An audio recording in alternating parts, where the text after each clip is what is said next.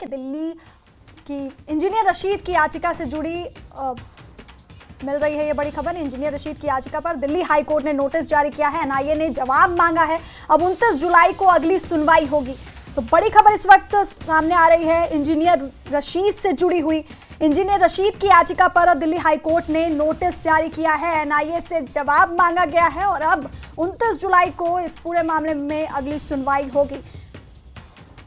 तो इंजीनियर रशीद की जो याचिका थी उस पर दिल्ली हाई कोर्ट ने उसे संज्ञान में लिया और नोटिस जारी किया है। एनआईए से जवाब मांगा गया है। अब 29 जुलाई को मामले पर अगली सुनवाई होगी। तो बड़ी खबर इस वक्त की आपको बता रहे हैं दिल्ली से आ रही है।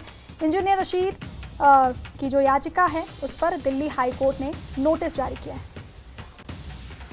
और फोन लाइन पर हमारे साथ हमारे सहयोगी खुर्रम है। खुर्रम, तो अब दिल्ली हाई कोर्ट ने नोटिस जारी कर लिया है, एनआईए से जवाब मांगा गया है इस पर।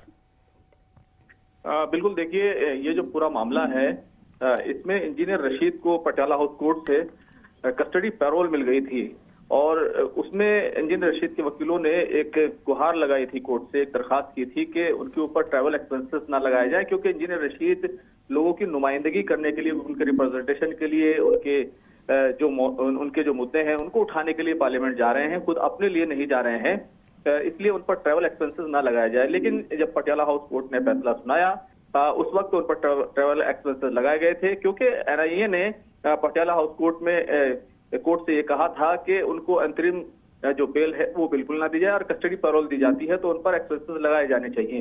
अब इस पूरे मामले में दिल्ली हाईकोर्ट में आज सुनवाई हुई है और हाईकोर्ट ने इस मामले को लेकर एनआईए को नोटिस जारी किया है कि जो खर्च का जो इशू है वो कैसे तय होगा और सीधे तौर पर इस पूरे मामले में जो है सीधे तौर पर इंजीनियर रशीद के वकील चाहते हैं कि उनको।